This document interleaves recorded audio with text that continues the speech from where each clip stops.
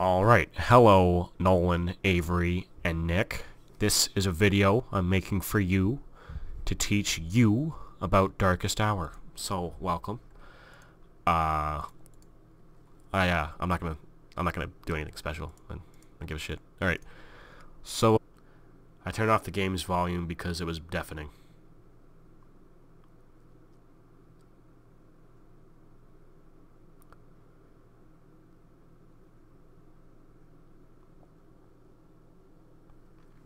Okay, when you get into the game, first things first, you're going to notice that it says, standard scenario, this doesn't really matter, this is your start date, or no it's not, that's your end date. I don't have my, there's a whole bunch of mods that actually increase the end date, which I think are a necessity. Otherwise, you're only going to play through 6 years of history. Boring. Alright, so, first, before you hit start game, click pause right here. That'll pause the game, and then when you click this, it won't unpause the game like it normally does. Alright, so, here we are. I have started a game as the Social Democratic Nation of Sweden. I'm not going to get into how precarious of a position we're in, since this big blob right here is threatening us. However, you will notice we are guaranteed by the United Kingdom, so that's nice. Alright, so first things first, when you get into a game, you're going to kind of want to take a assessment of your nation's military might.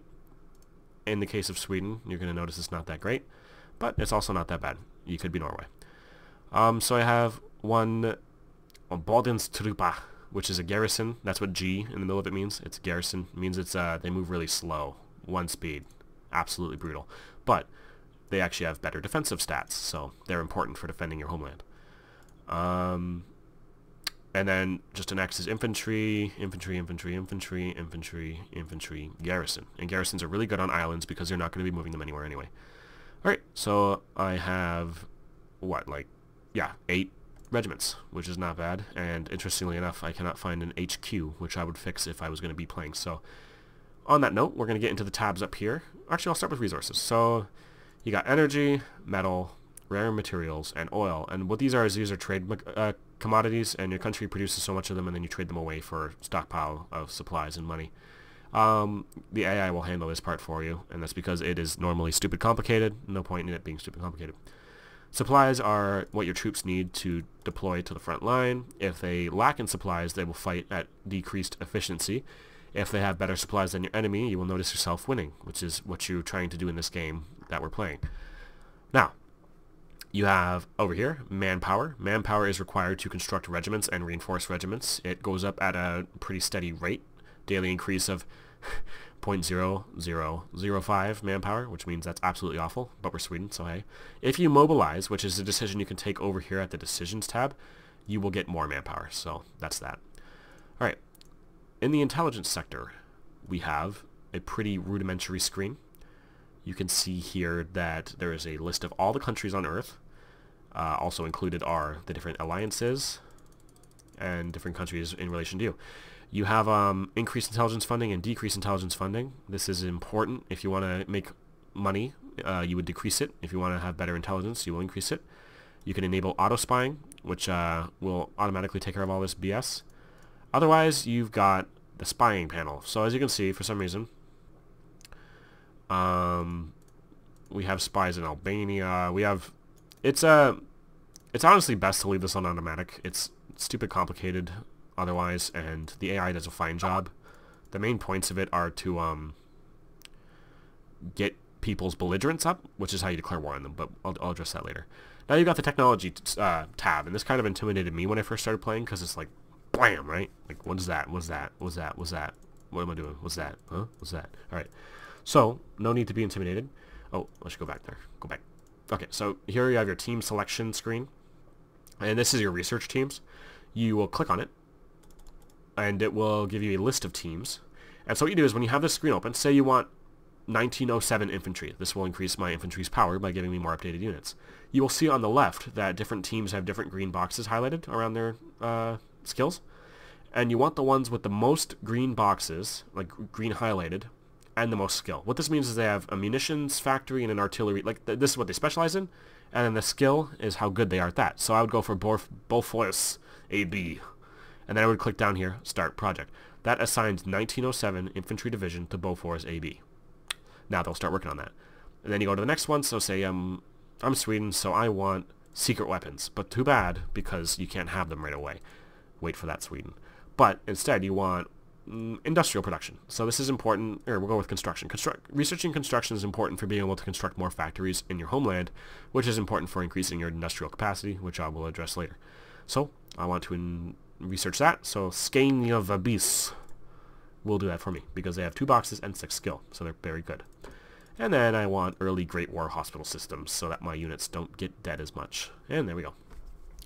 And the general gist of it is you research what you want. If you want an aircraft-heavy nation, you research there. Naval-heavy, you know, it's actually kind of common sense. It doesn't need to be as confusing as it looks. Alright, under the economy tab. Arguably the most important tab. Yeah, no, technology and economy. There we go. We'll split them. Here you handle the creation of troops, planes, and naval assets. Also, you handle how you spend your industrial capacity, aka how many factories, where you put your factories skills, and stuff like that. So I'll go to recruiting infantry. So here's 1897 infantry. You can see their stats here. You don't need to worry about these too much. Just make sure they're not awful. Like if this is terribly outdated and these all look bad, I'd be like, scrap them. But they can be important. But right now, we're fine. This is our only option. We're not going to worry about it. Here, you have your attachments menu, which is where you can select what you attach to them. So you have, you'll have different options for different brigades. Attachments are important because they change each brigade's special fighting style. So if I had an artillery brigade, they'd be good at, like it says, soft attack, inflicting more damage on infantry. MPs would increase the, military police increase the organization and morale of your units. Engineers help your unit in crossing rivers, and stuff like that. And super heavy artillery is for breaking fortifications. So let's say I wanted I don't know, is there even any rivers up here? Is that a river? Who cares? So, artillery. The Russians have a lot of men, so I want artillery. So I attach artillery, click start production. Oh, I should have gone through. Oh well. So now it's in the production queue, and you will notice that over here, under production, it says I need 0, which isn't true. It'll queue up in a second.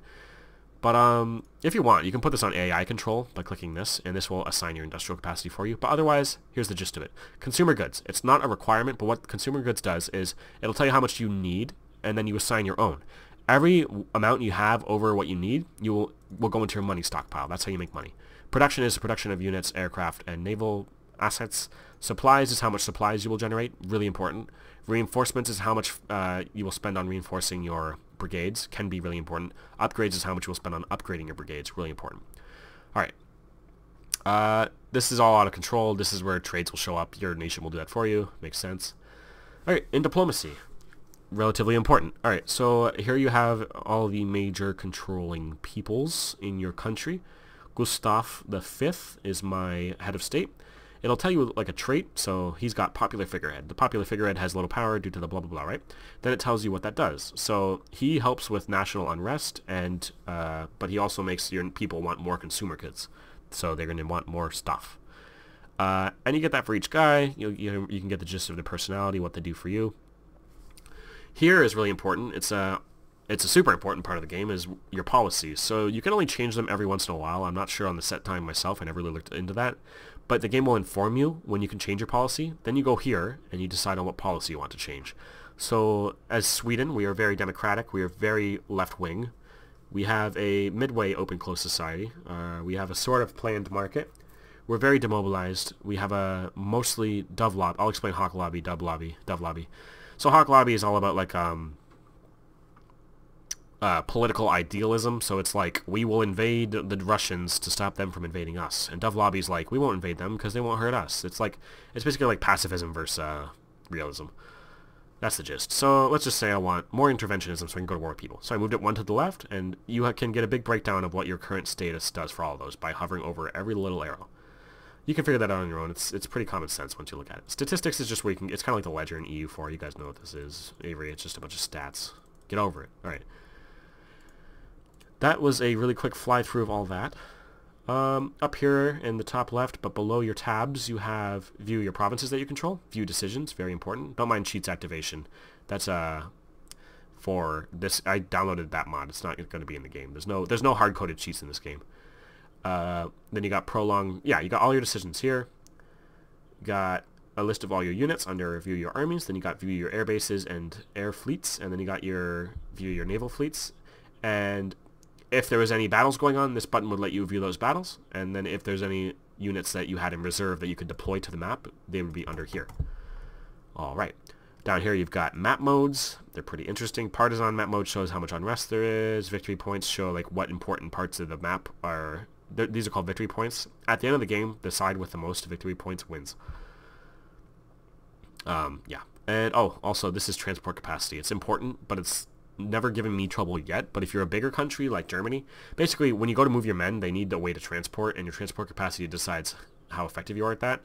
So like currently I could move 4 of them at full efficiency, but after that it would be hard, but it builds up by itself over time, so don't worry about it. And this is how many nukes you have. I don't have any nukes. That's the gist of that. Relations with other countries go as such. You click on them. There's not a whole lot right now because that's England. Let's see, let's click on Norway. Still not a lot. Okay, so I can open negotiations, say I'll give you an armored cruiser for apparently nothing, but I won't do that. But you can trade techs and all that, declare war. You can influence their nation to be more like yours, so they would be maybe more left-wing or whatever. You can offer non-aggression pact, pretty self-explanatory. Offer an alliance, self-explanatory. You can send expeditionary forces if you're in an alliance, which means you can send some of your regiments for their uses. You can ask for military access, pretty self-explanatory. And you can guarantee their independence, again, pretty self-explanatory. So yeah, that was my quick fly through of that. As far as troop maneuvering, here, I'm going to do something here. That is a little cheat there, but it's not considered cheat by a lot of people. What it does is let me move my, lets me move these freely. So I'm going to change it to interventionism, hawk lobby, authoritarian, and there we go. I should be able to declare war on Norway now. I can. So, war on Norway. Boom. I am just doing this to show you troop movement. So, now that we're at war, I would have prepared more normally in a war. Obviously, I would have a front line set up, but these 2 troops are on the front line, so we'll use them. So the way this works is that you can see that he moves at 2.2 kilometers an hour, he moves at 2.3, so they move at different speeds. Now, if I want them to attack the guys in Hamar at the same time, I obviously don't want one guy arriving too soon. He'll get massacred. So you click on it. You highlight your units, right-click on the place where you want them to attack. Then you'll get this little menu. You get options. You can either choose to support an attack, which will these guys will move in if anyone else attacks them, or you can attack them yourselves. That's what I'll be doing. Then you have sync arrival time. So you click that, and now they'll make sure to arrive at the same time. That way, no one gets obliterated. Then you click OK. Now they will travel at the exact same speed to engage the enemy. Our army in Hamar has reached the enemy lines and has engaged in combat. So you see up here in currently active combats, you can see that battle. Now this bar here represents the relative strength of the forces. It's saying that we have overwhelming strength compared to them. So we will play the game. Oh, now look. It bounced way back here. And the reason why is I'm assuming... No, okay, the battle's just progressing. I thought maybe someone backed them up. So we'll see how this battle goes. Here, I'm going to change that. I'm just going to... There we go. Alright, gotta watch the battle. Battle's progressing. Fighting back and forth. And look, victory. So, there you go. However, while we were focusing like a bunch of idiots, because I'm trying to show you guys a tutorial, Norway went down here and took our province, Gothenburg. So, if I were really trying to defend Sweden, I would, I don't know, move these units down here, maybe wait for him to attack before he gets his buddies to help him out. So yeah, troop movement is just like that. It's just like a EU4 in the way that you're just right-clicking on provinces. Same with navies. Get your navy, you click on the little blue orbs where they're stationed. So I see I have one Ubåtsflottiljen. It's a submarine. So I could be like, hey, go over here, submarine. And what will happen is if the submarine sees any opposition forces in this harbor, the submarine will engage them. And what do you know? No, never mind. Wait. Okay, so our armies just won a battle somewhere somehow. But here's our submarine. We're moving them about, scanning for Norwegian fleets. Obviously not finding any, apparently. Anyways, that's the gist of warfare. This war is not going well because, well, it is actually. They only took one province, but I'm not focusing as much as I would. All right. Yeah, I'm pretty sure that's a good crash course in Darkest Hour. I talked fast because this is going to take a while to upload, so I wanted the video to end. Have a good day. Have a good life. I'll probably talk to some of you again. Maybe. Maybe. Maybe.